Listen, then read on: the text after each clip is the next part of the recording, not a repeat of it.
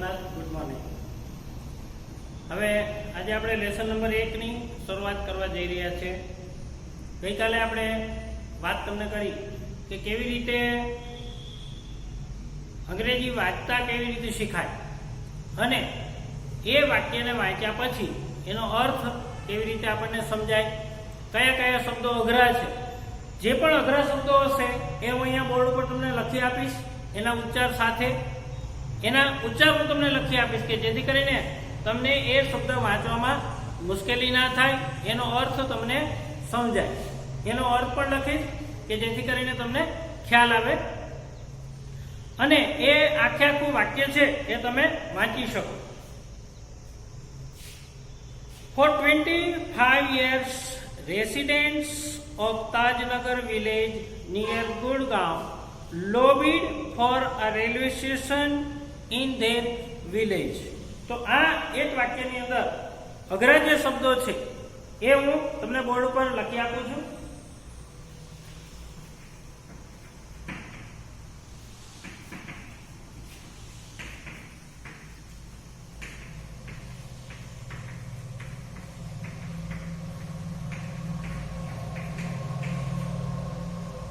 Residents એટલે રહેવાસી, lobby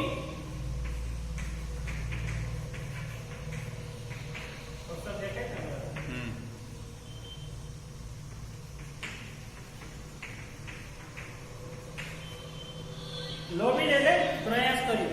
જો મિત્રો બે શબ્દ તમને સમજાઈ ગયા એટલે આખા આખા વાક્યનો અર્થ છે એ તમે સમજી શકો કે છેલ્લા 25 વર્ષોથી ગુરુગ્રામ પાસેના તાજનગર ગામના રહેવાસીઓએ તેમના ગામમાં રેલવે સ્ટેશન માટે પ્રયાસ કર્યો. તો પ્રયાસ કર્યો કયા શબ્દનો અર્થ થયો તો કે લોબી. રેસિડેન્સ એટલે રહેવાસી, રહેવાસી એટલે રેસિડેન્સ. રેસિડેન્સનું સ્પેલિંગ RESIDENTS. એ જ રીતે એક એક વાક્યને મિત્રો સમજતા જાઓ, એક એક શબ્દને સમજતા જઈએ.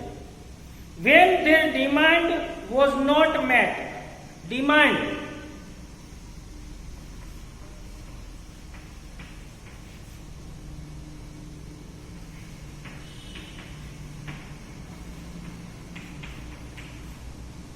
એટલે માગણી, was not met, met એટલે સંતોષવું.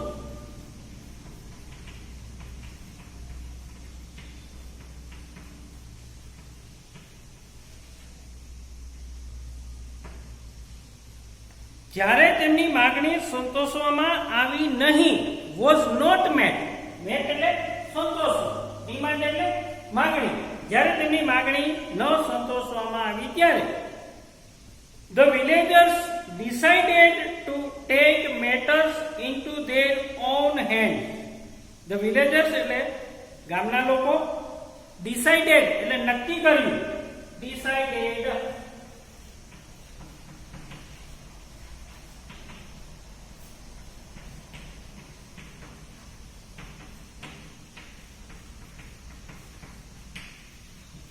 decided ed લાગ્યો એટલે ભૂતકાળ છે.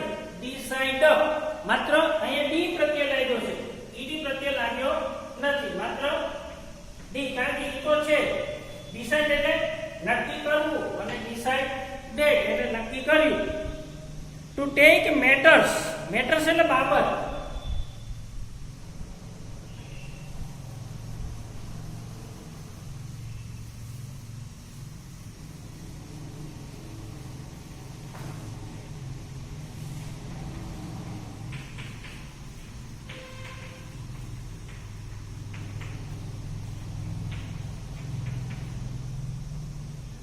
મેટર્સ એટલે બાબત, કોઈ પણ વાત.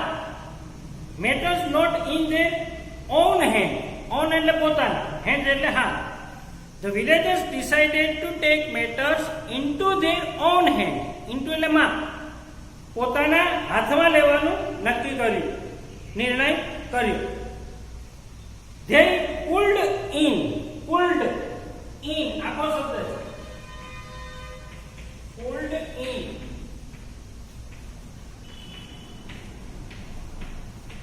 એકઠું કરવું.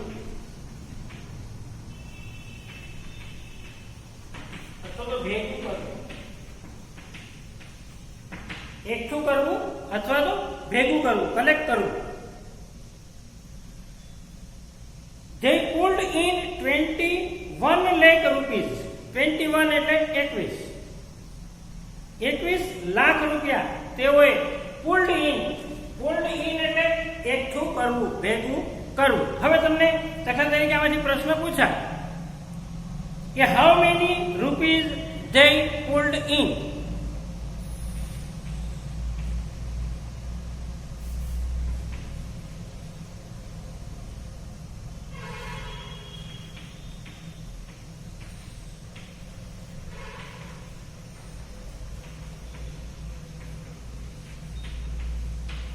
How much rupees they pulled in.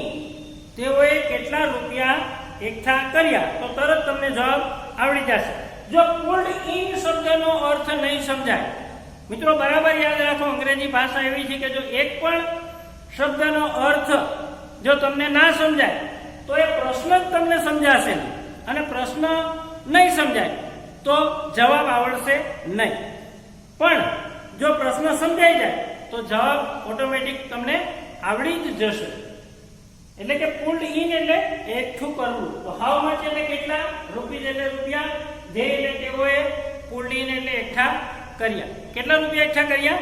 21 lakh રૂપિયા. એન્ડ અને build A railway station in their on.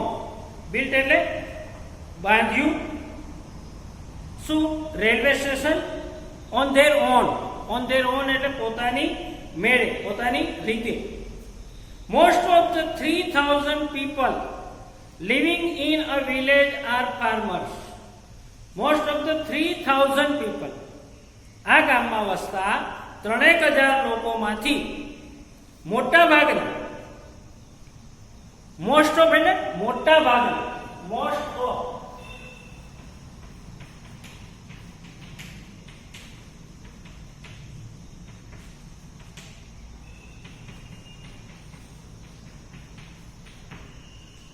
વધારે પ્રમાણમાં મોટા ભાગના લોકો છે એ કેવા શું હતા? The villagers are farmers, ખેડૂતો હતા. But such was the burning desire. Burning desire નવો શબ્દ છે આપણા માટે.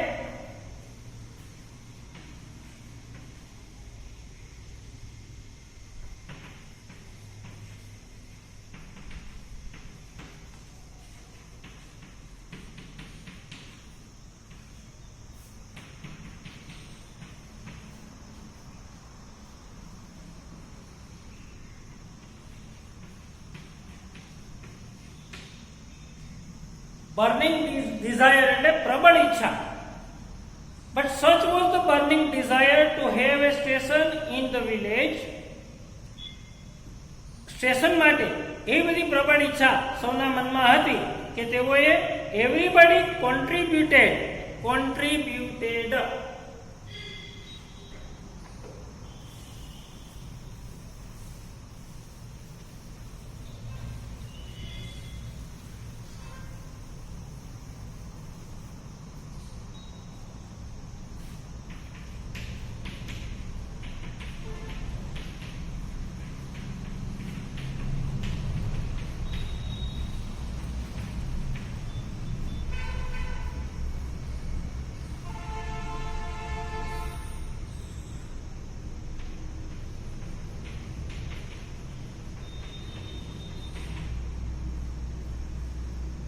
એટલે કે ફાળો આપ્યો.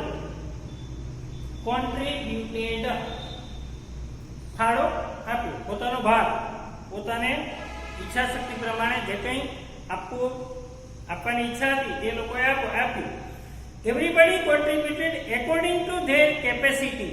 એકોર્ડિંગ ટુ એટલે ના મુજબ.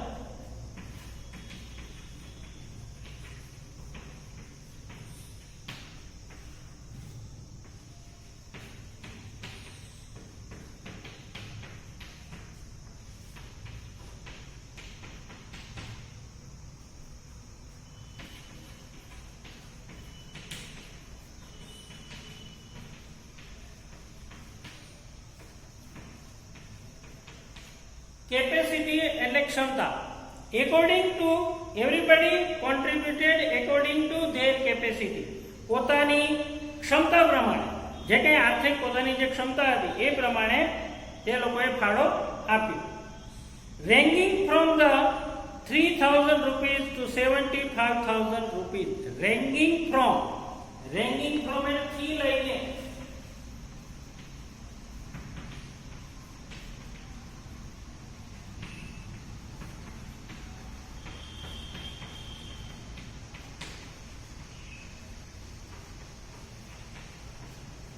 થી લઈને 3000 રૂપિયાથી લઈને 75,000 રૂપિયા 75,000 રૂપિયા 75,000 રૂપિયા સુધી તે લોકોએ donated money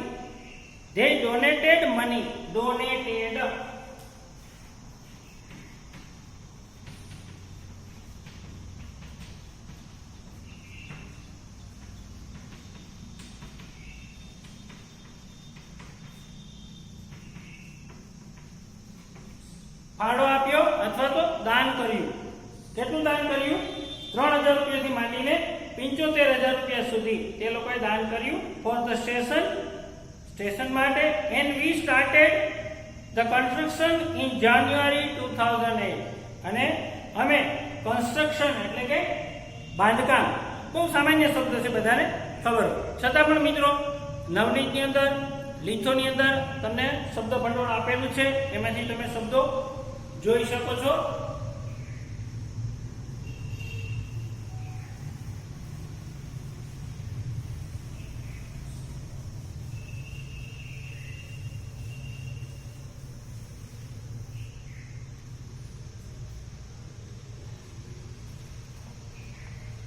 They donated money for the station and we started the construction in January 2008, said Ranjit Singh, a former village સરપંચ.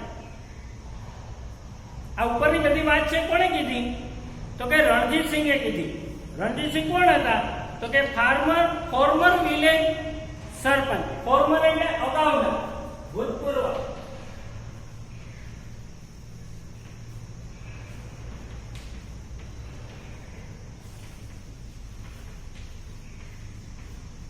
ભૂતપૂર્વ અગાઉના જે સરપંચ હતા એણે આવું કીધું. ઉપરની આખી વાત છે કીધી કોણે? Most of the 3000 people living in the village are farmers, but such was the burning desire to have a station in the village. Everybody contributed according to their capacity, ranging from 3,000 rupees to 75,000 rupees. They donated money for the station and we started the construction in January 2008. આ બધું કીધું કોણે? તો કે રણજીત સિંહે. રણજીત સિંહ કોણ હતા? તો કે ફોર્મર વિલેજ સરપંચ, ભૂતપૂર્વ અગાઉના એ ગામના સરપંચ હતા. હવે દાખલા તરીકે તમને પ્રશ્ન પૂછાય કે who was the former sarpanch of Tajpura? તાજપુરાના ભૂતપૂર્વ સરપંચ કોણ હતા? તો આપણે તરત જ ખબર પડે કે રણજીત સિંહ છે એ ફોર્મર વિલેજ સરપંચ હતા. There are a large number of people in the village who need to go to Gurgaon. Large number, મોટી સંખ્યામાં, મોટી માત્રામાં લોકો એવા હતા કે જેઓને ક્યાં જવું પડતું હતું? ગુડગાંવ, દિલ્હી અને રેવા. There are students, તેમાં વિદ્યાર્થીઓ પણ હતા, who go to college, કે જે લોકો કોલેજે જતા હતા. ટીલ નાવ, અત્યાર સુધી, આજ સુધી, વી હેડ ટુ આઈધર ગો ટુ હાલી મંડી ઓર પાટલી. એ ગામનું નામ છે હાલી મંડી અને પાટલી. To catch a train, train પકડવા માટે થઈને ક્યાં જવું પડતું હતું એ લોકોને? ગામના મોટાભાગના લોકોને ગુડગાંવ, દિલ્હી અને રેવા જવું પડતું. વિદ્યાર્થીઓને પણ ત્યાં જ જવું પડતું હતું ટ્રેન પકડવા માટે. Both the stations are 6 kilometres away from Tajnagar. તાજનગરથી બંને સ્ટેશનો, બોથ એટલે બંને સ્ટેશનો 6 કિલોમીટર, 6 કિલોમીટર દૂર હતા. વી થોટ થિંક નું ભૂતકાળ છે. થોટ એટલે વિચારવું.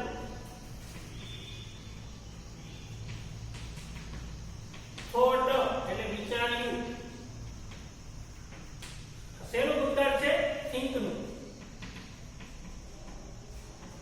થિંક એટલે વિચારવું. ક્રિયાપદ છે. થિંક એટલે વિચારવું. એનું ભૂતકાળનું રૂપ છે થોટ. તો જ્યારે પણ આવા ભૂતકાળનું રૂપ આવે મિત્રો, ત્યારે વિચારો કે એનું મૂળ રૂપ શું હશે. જો મૂળ રૂપ આવે તો વિચારવાનું કે એનું ભૂતકાળ અને ભૂતકૃતન શું હશે. We thought when the railway lines passed through the village, we would have a station here.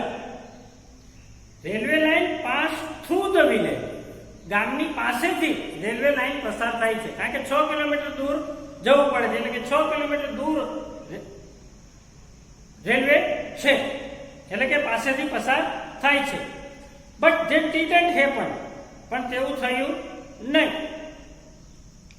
So we raise the demand in 1982.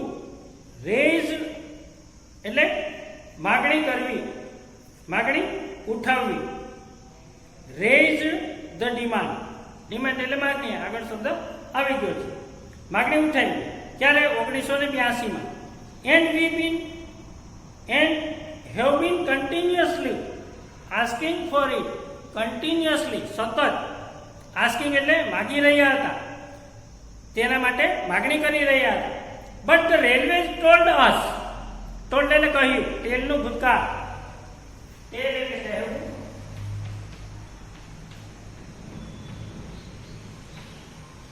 એનું ભૂતકાળ છે ટોલ્ડ, એટલે કહ્યું. પણ રેલવે કીધું, શું કીધું? But the railway told us that they did not have funds. પણ રેલવે કીધું કે અમારી પાસે ભંડોળ નથી, પૈસા નથી. So finally we decided to craft our own destiny. craft નવો શબ્દ છે.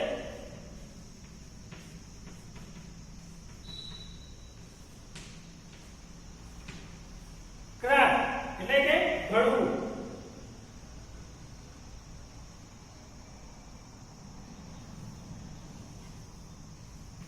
ઘડી કાઢવું. ડેસ્ટિની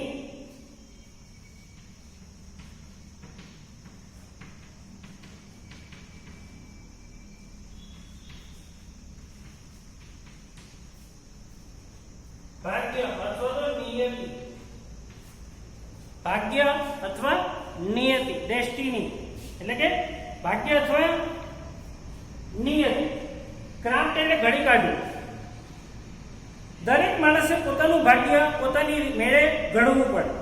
એમ ગામ લોકોએ નક્કી કર્યું કે ભાઈ રેલવે ના પાડે છે, રેલવે એમ કહે કે અમારી પાસે પૈસા નથી, તો હવે આપણું ભાગ્ય રેલવેના ઉપર છોડી દેવું નહીં, પોતાની રીતે ઘડવાનું એને નક્કી કર્યું. સેડ હુકમચંદ. આવું કીધું કોણે? હુકમચંદે કીધું. હવે હુકમચંદ કોણ હતા? તો કે a member of the committee. Committee એટલે સમિતિ. સમિતિના મેમ્બર એટલે સભ્ય હતા. કોણ હતા? હુકમચંદ. એને શું કીધું કે so finally we decided to cart hour on destiny. આવું કોણ બોલ્યું? હુકમચંદે કહ્યું. તો આ બે પેરેગ્રાફ મિત્રો બરાબર વાંચતા શીખજો. વારંવાર એકને એક વાક્યને રિપીટ કરજો. જે નવા શબ્દો છે એનો ઉચ્ચાર ન આવડે તો નવનીતમાંથી અથવા તો મેં અહીંયા બોર્ડ ઉપર લખ્યા છે એમાંથી એનો ઉચ્ચાર છે બરાબર સમજો, એના સ્પેલિંગને બરાબર પાકો કરજો. એકને એક સ્પેલિંગને વારંવાર લખજો. જરૂર લાગે તો એક સ્પેલિંગ 5 વખત નોટની અંદર લખજો. હવે આ બે પેરેગ્રાફ માંથી હું તમને પ્રશ્નો આના પછીના લેક્ચરમાં આપવાનો છું. જે પ્રશ્નો તમારે તમારી નોટમાં ઉતારવાના છે એના જવાબો તમારે ગોતીને લખવાના છે. મોટાભાગના પ્રશ્નોની ચર્ચા આપણે કરી છે. ફરી પાછી આપણે એની ચર્ચા પણ કરશું. એના ગુજરાતી જવાબો હું તમને કહીશ, એના ઇંગ્લિશ જવાબો તમારે કેવી રીતે લખવા એની પણ હું તમને સમજ આપીશ, કે જેથી કરીને આ બે પેરેગ્રાફમાંથી તમે પ્રશ્નો છે એ લખી શકો, એના જવાબો લખી શકો. નમસ્તે, જય સોમનાથ, અસ્તુ.